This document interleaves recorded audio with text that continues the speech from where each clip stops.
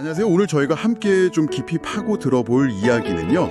오랫동안 멈춰섰던 아주 중요한 일을 다시 시작하는 것에 대한 내용입니다. 네, 안녕하세요. 살면서 큰 마음 먹고 뭔가를 시작했다가 예상치 못한 어려움이나 시간이 지나면서 흐지부지 중단했던 경험 아마 다들이 있으실 거예요. 그럼요. 저도 있죠. 때로는 포기가 더 나을 수도 있지만 이건 정말 중요하다. 그렇게 믿었던 일이 멈춰버렸을 때 말이죠. 그걸 다시 일으켜 세우는 힘은 도대체 어디서 오는 걸까요? 참 어려운 질문이죠. 네. 그래서 오늘은 바로 이런 질문에 대한 통찰을 좀 얻어보려고요. 구약성경 에스라 5장의 사건들을 다룬 한 목사님의 강해 설교 내용을 좀 중심으로 이야기를 나눠보겠습니다. 네, 에스라 5장 아주 중요한 부분입니다. 이 오래된 기록 속에서 중요한 사명이 왜 중단됐는지, 그리고 무려 16년이라는 시간이 흐른 뒤에 어떤 계기로 또 어떤 마음가짐으로 다시 시작될 수 있었는지 그 과정을 한번 같이 따라가 보려고 합니다. 네, 그 멈춤과 또 재시작의 과정을 살펴보는 게 오늘 저희의 목표라고 할 수 있겠네요. 맞습니다. 자, 그럼 한번 깊이 들어가 볼까요? 네, 먼저 이 이야기가 펼쳐지는 무대, 배경부터 좀 알아야겠죠? 기원전 6세기경인데요. 네, 그렇죠. 이스라엘 백성들이 그 70년간의 길었던 바벨론 포로 생활을 마치고 이제 고향 예루살렘으로 돌아오는 그 시점입니다. 네, 극적인 순간이었을 겁니다. 당시 세계 최강 대국이었던 페르시아의 초대 왕 고레스가 아주 놀랍게도 유다 백성들의 귀환 그리고 성전 재건을 허락하는 칙령을 내리죠. 네, 이게 참 놀라운 일이죠. 이방인 왕이 그렇게 했다는 게. 그렇죠. 설교 내용에서도 언급됐지만 성경은 하나님께서 이 이방인 왕 고레스의 마음을 움직이셨다 이렇게 설명하고 있어요. 네, 맞습니다. 하나님의 주권적인 역사가 있었던 거죠. 고향으로 돌아온 백성들, 그 감격이 정말 대단했을 것 같아요. 그들이 가장 먼저 한 일이 폐허받은 제단을 다시 쌓고 하나님께 제사를 드리고 그러니까 예배를 회복하는 거였어요. 네, 가장 중요하다고 생각했던 일이었겠죠. 신앙의 중심이니까요. 그리고 마침내 그토록 염원하던 성전의 기초를 놓게 됩니다. 근데 이때 이게 참 흥미로운 장면이 나와요. 어떤 장면인가요? 젊은 세대는 막 기뻐서 환호성을 지르는데 과거 솔로몬 성전의 그 화려함을 기억하는 노인들은요. 새로 놓인 그 초라한 기초 앞에서 오히려 눈물을 흘렸다고 해요. 아, 기쁨과 슬픔이 교차했군요. 네, 시작의 기쁨, 그리고 또 과거 영광에 대한 그리움, 이런 복잡한 감정이 공존하는 순간이었던 거죠. 네, 그 복잡한 감정 속에서 시작된 재건 작업이 안타깝게도 오래가지는 못했습니다. 바로 문제가 생겼군요. 네, 성전 건축이 본격화되자 주변 민족들, 특히 이제 사마리아인들의 조직적인 방해가 시작됩니다. 에스라 4장에 이 과정이 아주 자세하게 나와 있죠. 사마리아인들이요? 우리가 보통 그 선한 사마리아인 비유 때문에 좀 긍정적인 이미지가 있는데 당시 유대인들과는 관계가 아주 안 좋았군요. 네, 매우 적대적이었습니다. 그 배경을 좀 알아야 하는데요. 네, 설명해 주시죠. 기원전 8세기에 북이스라엘 왕국이 아수르 제국에 멸망했잖아요. 네, 그 뒤에 아수르가 정복지의 민족들을 막 강제로 섞어버리는 정책을 폈어요. 혼혈 정책 같은 거군요. 그렇죠. 그래서 사마리아 지역에 남아있던 이스라엘 사람들과 또 이주해온 이방 민족들 사이에 혼혈이 이루어졌고요. 종교사구로도 이게 문제인데 여호와 신앙이랑 이방 종교가 막 뒤섞이는 혼합주의가 나타나게 된 거죠. 그러니까 신앙적으로도 순수하지 않다고 본 거군요. 네, 맞습니다.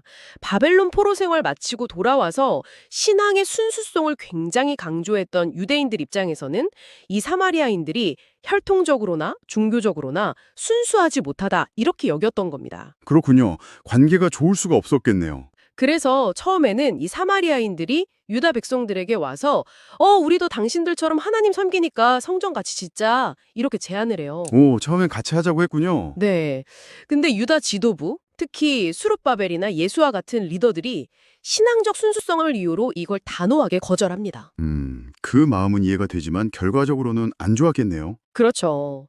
어쩌면 성전을 오직 하나님께만 집중해서 짓고 싶었던 그 마음은 이해되지만 이 거절이 사마리아인들에게는 큰 모욕감을 줬고 그 이후로 아주 집요하게 방해하는 빌미가 되고 만 거죠. 함께 짓자는 제안을 거절당하니까 태도가 확 바뀌어서 적극적으로 방해하기 시작한 거군요. 어떤 식으로 방해했나요? 아주 교묘하고 좀 악의적인 방법들을 썼습니다. 페르시아 관리들에게 뇌물을 줘서 행정적으로 공사를 지연시키고 아, 공무원들을 매수하고. 네. 또 건설 인부들을 막 위협하거나 사기를 떨어뜨리기도 하고요. 결정적으로는 고레스 왕 이후의 페르시아 왕에게 상소문을 올립니다. 상소문요? 어떤 내용으로요? 그 내용이 저 유다 백성들이 성전을 다 짓고 성벽까지 재건하면 과거 자기 조상들처럼 분명히 페르시아 제국에 세금도 안 내고 반역할 겁니다. 그러니까 지금 당장 공사를 멈추게 해야 합니다. 이런 모함이었어요. 와, 정말 악의적이네요. 네. 근데 안타깝게도 이 고발이 받아들여진 거죠. 그래서 왕으로부터 성전 건축을 중단하라는 공식 명령이 내려오게 됩니다. 결국 외부의 강력한 방해, 또 정치적인 압력 때문에 성전 건축이 멈춰서게 된 거네요. 그 기간이 무려 16년이라고 하셨죠? 네, 16년입니다. 와, 16년. 정말 긴 시간인데요. 거의 한 세대가 바뀌는 시간이네요. 그렇습니다. 처음에는 분명 외부 압력, 그러니까 왕의 명령이라는 불가항력적인 이유 때문에 멈췄을 거예요. 근데 시간이 흐르면서 문제가 더 심각해집니다. 더 심각해진다고요? 네, 바로 백성들 내부에서 변화가 일어나기 시작한 거죠. 아, 외부 요인이 이제 내부 문제로까지 번진 거군요. 어떤 변화였나요? 성전 재건이라는 원래의 사명, 그들이 포로 생활에서 돌아온 근본적인 이유 있잖아요. 그게 점점 희미해지기 시작한 겁니다. 아, 목적의식이 흐려진 거군요. 네, 16년이라는 시간 동안 멈춰선 성전 터는 그냥 일상의 풍경이 되어버렸고 재건에 대한 열망은 식어갔습니다. 사람들의 관심사는 이제 하나님의 성전이 아니라 당장 내 집, 내 먹고 사는 문제로 옮겨갔죠. 현실적인 문제에 매몰된 거네요. 그렇죠. 나중에 이 문제를 정면으로 지적한 선지자가 바로 학개인데요. 그가 백성들에게 이렇게 외칩니다. 이 성전이 황폐하였거늘 너희가 이때에 판벽한 집에 거주하는 것이 옳으냐. 판벽한 집이요? 네. 그러니까 벽을 아주 잘 꾸민 좋은 집을 말하는 거죠. 하나님의 집은 폐허로 방치되어 있는데 너희는 자기 집 꾸미는 데만 열심이다. 이런 신랄한 비판이었어요. 우선순위가 완전히 뒤바뀐 상황을 꼬집은 겁니다. 듣고 보니 정말 가슴 아픈 지적이네요. 그런데 더 무서운 건 사람들이 그런 상태를 스스로 합리화하기 시작했다는 점이라고 설교에선 지적하더군요. 맞습니다. 그게 정말 무서운 부분이에요. 멈춘 상태가 길어지니까 사람들이 더 이상 불편해하거나 죄책감을 느끼지 않게 돼요. 아, 그냥 익숙해져 버린 거군요. 네. 오히려 지금은 성전을 지을 때가 아니야. 하나님의 때가 아닌가 봐. 내 형편이 너무 어려워서 어쩔 수 없어. 상황이 이런데 어떻게 성전을 짓겠어? 이런 변명과 자기 합리화로 그 상태를 정당화하기 시작합니다. 핑계를 대기 시작한 거네요. 그렇죠. 멈춤이 일상이 되고 포기가 습관이 되어버린 거죠.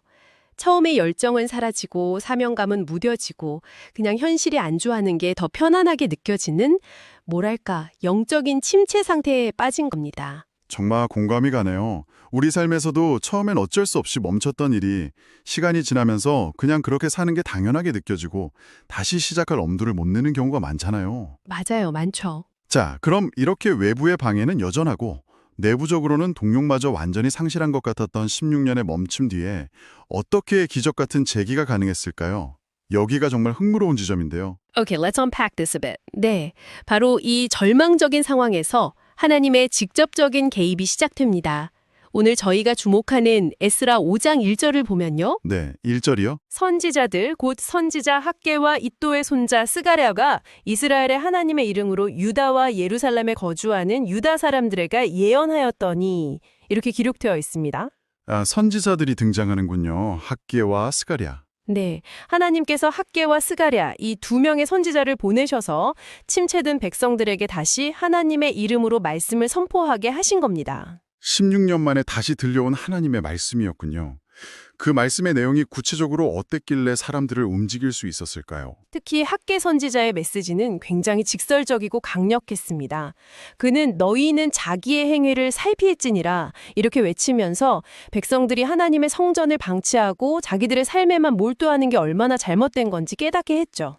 아, 정신 차리라는 메시지였군요. 네, 단순히 꾸짖는 걸 넘어서 그들의 잊혀진 사명과 하나님의 우선순위를 다시 일깨워주면서 영적으로 잠들어 있던 그들을 막 흔들어 깨운 거죠. 말씀의 힘이 대단했네요. 여기서 우리가 주목해야 할 점은 설교에서도 강조하듯이 이 재개의 동력이 선지자 개인의 어떤 인간적인 열정이나 카리스마가 아니었다는 거예요.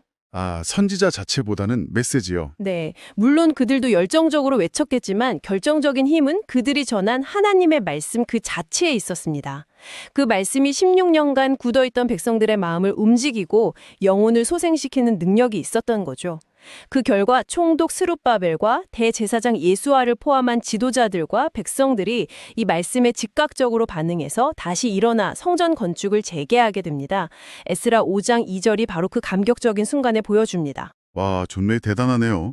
16년 동안 멈춰있던 그 거대한 프로젝트가 두 선지자가 전한 하나님의 말씀 몇 마디에 다시 시동이 걸렸다는 거잖아요. 마치 마른 뼈들이 살아나는 것처럼요. 네, 그렇죠. 말씀의 능력이죠. 그런데 이야기가 여기서 그냥 순탄하게 흘러가지만은 않죠. 공사를 재개하자마자 또 다른 방해 세력이 등장한다고요. 맞습니다. 또 시련이 찾아옵니다.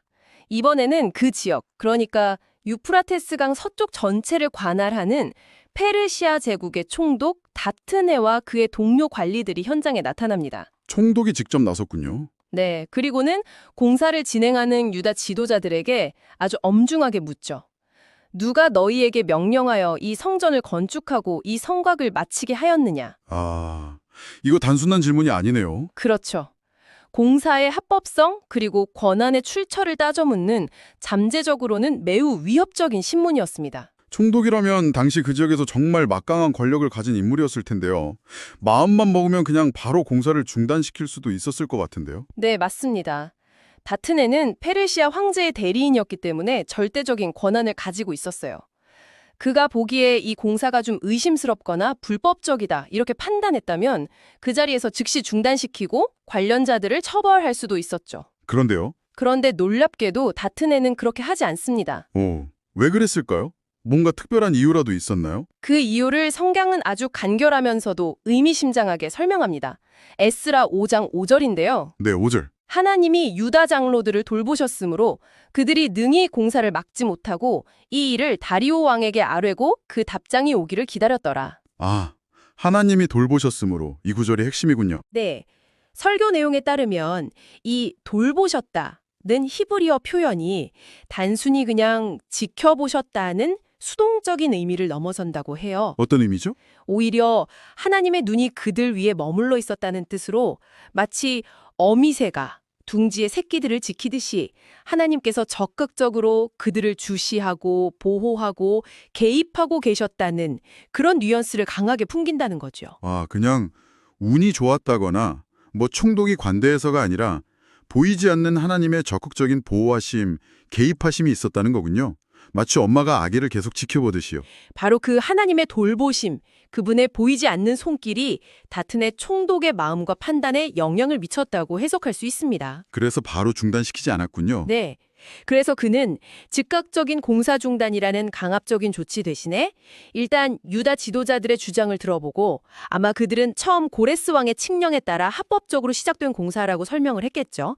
그 사실관계를 확인하기 위해 당시 페르시아 황제였던 다리오 왕에게 공식적으로 보고서를 올려서 질의하기로 결정합니다. 아, 합법적인 절차를 밟기로 한 거네요. 네.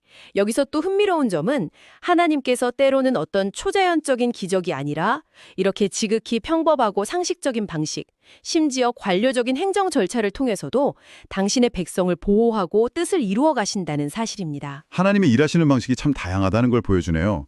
그런데 여기서 더 놀라운 점이 있어요. 총독이 조사를 시작하고 왕에게 보고서를 올려서 답장을 기다리는 동안 유다 백성들은 어떻게 했을까요? 네, 그게 중요하죠. 보통 이런 불확실한 상황에서는 일단 작업을 멈추고 결과를 기다리는 게 상식적일 텐데요. 그렇죠. 어떻게 될지 모르니까요. 네. 그런데 유다 백성들은 놀랍게도 공사를 멈추지 않고 계속 진행했습니다. 왕의 최종 결정이 어떻게 나올지 모르는 불안한 상황 속에서도 말입니다. 대단한 담대함이죠. 네. 그럴 수 있었던 이유가 뭘까요? 단순히 배짱이 좋아서는 아닐 텐데요. 그들이 멈추지 않고 계속 나아갈 수 있었던 데에는 몇 가지 중요한 이유가 있었습니다. 네, 어떤 이유들이죠? 첫째, 그들은 이 성전 건축이 더 이상 인간의 계획이나 열정의 산물이 아니라는 확신이 있었어요. 16년 만에 다시 들려온 하나님의 말씀, 즉 하나님의 명확한 명령으로 다시 시작된 사명이라는 확신이 있었던 거죠. 아, 이건 하나님이 시키신 일이다. 라는 확신. 네, 선지자들을 통해 주신 그 말씀의 권위를 절대적으로 신뢰했기 때문에 총독의 조사가 시작되었다고 해도 이걸 다시 멈출 수는 없었던 겁니다. 그게 첫 번째 이유군요. 둘째는 방금 이야기 나는 하나님의 돌보심에 대한 깊은 신뢰가 있었습니다.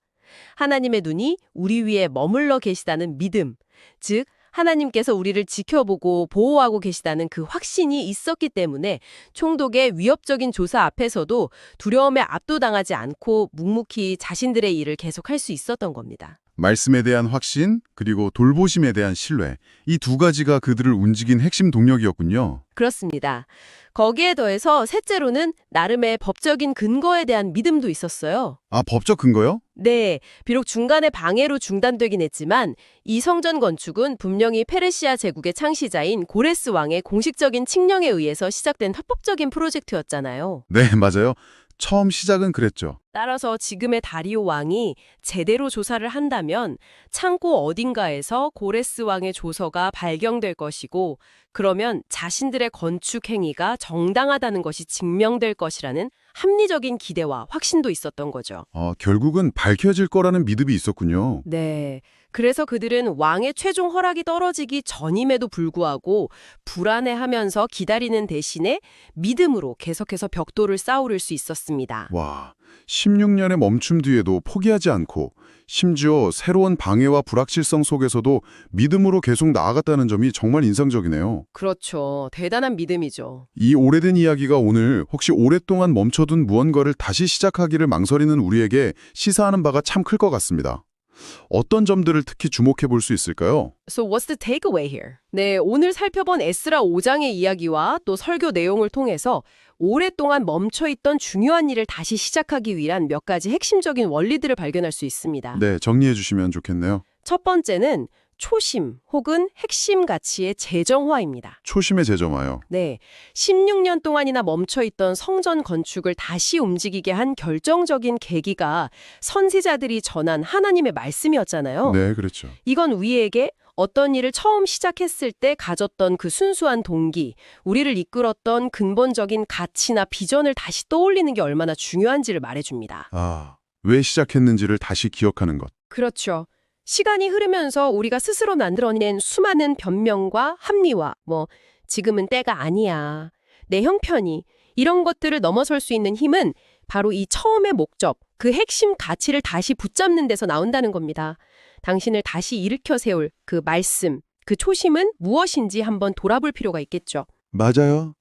현실에 치이다 보면 처음에 그 뜨거웠던 마음, 왜 이걸 시작했었는지를 잊어버리기 쉬우니까요. 그 초심을 다시 찾는 것이 재시작의 첫 걸음이겠네요. 네. 그리고 두 번째는 보이지 않는 돌보심에 대한 능동적인 신뢰입니다. 능동적인 신뢰요? 네. 유다 백성들은 단순히 하나님이 계시다는 걸 믿는 수준을 넘어서 하나님의 눈이 지금 우리 위에 머물러 계신다는 확신, 즉 그분의 적극적인 보호와 인도하심을 믿었기에 불안 속에서도 행동할 수 있었습니다. 그냥 믿고 가만히 있는 게 아니라? 그렇죠. 우리 역시 마찬가지입니다. 어려움과 불확실함 속에서 다시 시작하려면 우리를 지지하고 붙들어주는 더 큰 힘, 목적 혹은 신념에 대한 능동적인 신뢰가 필요합니다. 그것이 종교적인 신앙일 수도 있고 나를 믿어주는 사람들의 지지일 수도 있고 아니면 내가 추구하는 가치에 대한 깊은 확신일 수도 있겠죠. 이 돌보심에 대한 신뢰가 두려움을 이기고 행동하게 하는 용기를 준다는 겁니다. 당신을 굳건히 지탱해주는 그 신뢰의 근원은 무엇인지 생각해 볼 필요가 있어요. 수동적으로 기다리는 믿음이 아니라 그 믿음 때문에 오히려 더 적극적으로 행동하게 만드는 신뢰라는 점이 중요하군요. 네, 그렇습니다. 세 번째는 완벽한 때를 기다리지 않고 지금 바로 시작하는 용기입니다. 타이밍을 기다리지 말고. 네, 유다 백성들은 다리오 왕의 최종 허가가 날 때까지 기다리지 않았어요. 선지자들의 말씀을 듣고 그것이 옳다고 믿었을 때 즉시 행동으로 옮겼습니다. 그렇죠. 계속 공사를 했죠. 모든 조건이 완벽하게 갖춰지기를, 모든 위험 요소가 사라지기를 기다리다 보면 아마 영영 시작하지 못할지도 몰라요. 다시 시작해야 한다는 내면의 확신이나 외부의 건강한 자극, 예를 들어 말씀이나 조언, 영감 같은 게 있다면 일단 첫걸음을 내딛는 것이 중요하다는 거죠. 일단 시작하는 것. 네, 설교에서도 강조했듯이 나중이 아니라 지금인 거죠. 16년이라는 긴 멈춤이 있었지만 재시작 자체는 하루 만에 단 한 번의 결단으로 가능했습니다. 16년이나 멈췄어도 시작은 지금 당장 할 수 있다는 메시지가 정말 희망을 주네요. 마지막으로 또 어떤 통찰이 있을까요? 마지막 네 번째는요, 과거의 실패에 대한 죄책감을 넘어서는 다시 시작할 수 있다는 은혜를 받아들이는 태도입니다. 아, 은혜를 받아들이는 태도. 네. 학개와 스가랴 선지자의 메시지는 백성들의 과거 잘못에 대한 책망에만 머무르지 않았어요. 그보다는 지금이라도 늦지 않았다, 다시 시작할 수 있다, 하나님이 함께 하실 것이다 라는 위로와 격려, 즉 다시 기회를 주시는 은혜의 메시지가 더 강했습니다. 책망보다는 격려와 기회에 초점이 맞춰졌군요. 그렇죠. 우리 역시 과거에 멈춰섰던 경험 때문에 스스로를 막 자책하거나 아, 나는 안 돼 라고 좌절하기 쉽잖아요. 하지만 중요한 것은 과거의 실패에 얽매이는 것이 아니라 다시 시작할 수 있는 기회가 지금 주어졌다는 긍정적인 측면에 집중하고 그 기회를 감사함으로 붙잡는 것입니다. 정말 중요한 포인트네요.